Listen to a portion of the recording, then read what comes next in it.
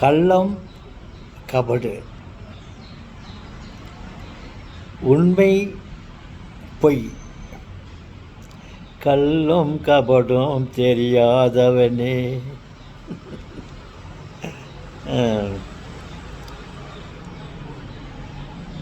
கல்லும் மண்ணும், உண்மையும் பொய்யும், உண்மையும் பொய்யும் விளங்குதே.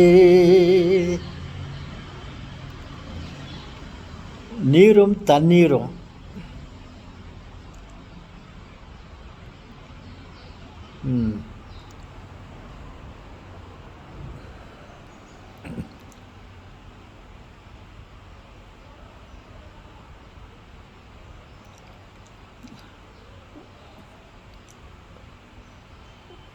ஒரு தரப்பட்ட வார்த்தைகள்.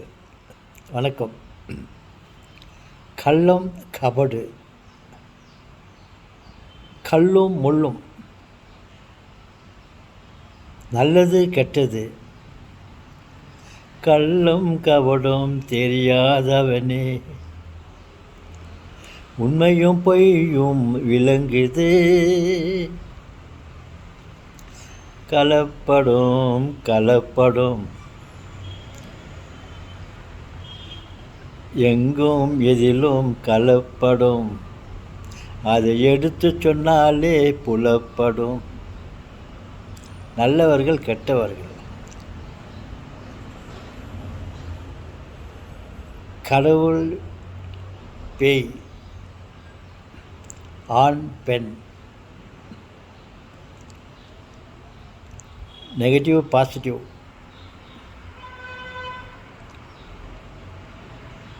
வெள்ளையும் கருப்பும்,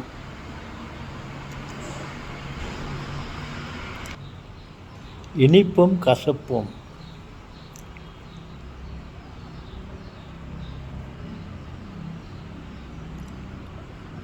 வீடும் வாசலும்,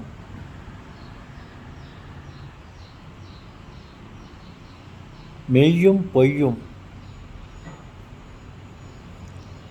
சில பல,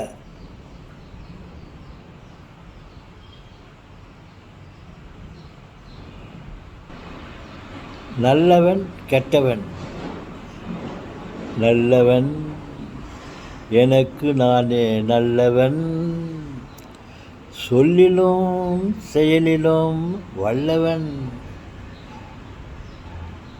ஏழை பணக்காரன், இன்பம் துன்பம்,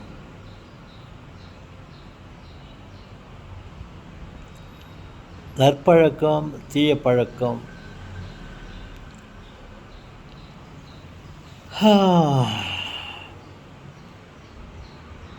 இப்படி என்று சில வார்த்தைகள் என் நினைவுக்கு வந்தது. அதில் ஒன்றையே 2 முறை 3 முறை சொல்லிவிட்டு இருப்பேன், அல்லது சம்மந்தமில்லாமல் சொல்லியிருப்பேன். மனதில் வந்தது, சொல்லிவிட்டேன். ஏன் தாத்தா இதை சொல்லவா நீங்கள் வந்தீர்கள்? இல்லை, உங்களிடம் பேச வேண்டும் என்ற ஒரு எண்ணம். அதனால் வெறும் வாயம் மெல்றவனுக்கு கொஞ்சம் அவுள் கட்ச மாதிரி இந்த டாப்பிக்கை வச்சுன்னு அவங்ககிட்ட பேசுகிறாங்க. கலப்படும் கலப்படும் எங்கும் எதிலும் கலப்படும், இதை எடுத்து சொன்னாலே புலப்படும். இதெல்லாம் பழைய பாடல்கள்.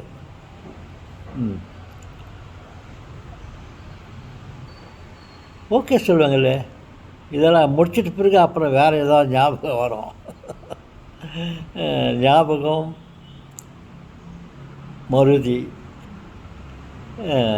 தண்ணீர் நெருப்பு, நீரும் நெருப்பும், பாலும் பழமும், பழமும் ரசமும், சாறு, சூப்பா நோ ஜூஸ். இப்படி சில வார்த்தைகள் ஞாபகம் வந்தது, பகிர்ந்து கொண்டேன். நான் சொல்வதை வைத்துக்கொண்டு உங்களுக்கு வேறு ஏதாவது சில ஐடியாவங்கள்லாம் வரும். இப்படி சொல்லியிருக்கலாமே தாத்தா அப்படி சொல்லியிருக்கலாமே, அதை விட்டு விட்டார். அப்படி என்று உங்களுக்கு ஒரு புதிதாக ஒரு ஞானம் உதிக்கும். பாருங்கள், நான் பேசுவதிலே தவறுகளோ அல்லது அர்த்தமற்றதாகவோ அல்லது உபயோகமற்றதாகவோ இருக்கலாம். நான் பேசுவதை வைத்துக்கொண்டு உங்களுக்கு உபயோகம் உள்ள சில வார்த்தைகள் நினைவுக்கு வரலாம். அதான் இப்படி சொன்னார், அதோடு அவர் அப்படி சொல்லியிருந்தால் நல்லா இருந்திருக்கும் அப்படின்ட்டு உங்கள் மனதிற்கு ஒரு சிந்தனை உருவாகும். அந்த புதிய சிந்தனை உங்களுக்கு உருவாவதற்கு நான் ஒரு ஆர்வமாக இருந்திருக்கலாம் அல்லவா?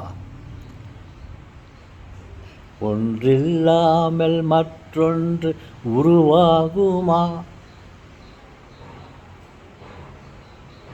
ஆனால் ஆண்டவனை பார்த்தா தூய ஆவியானவர், ஆண்டவர் கூட கலப்படம், தூய ஆவியானவர் இருக்கார்களே, அவர் தான் உண்மையான கடவுள்.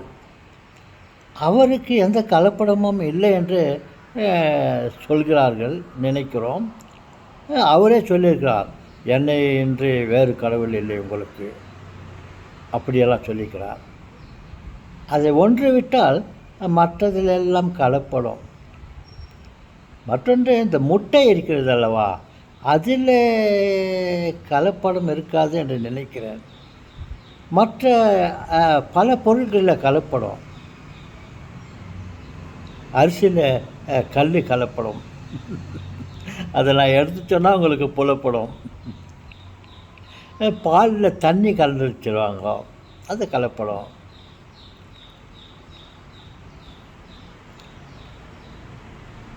ஓகே செல்வங்களே, மீண்டும் சந்திப்போம்.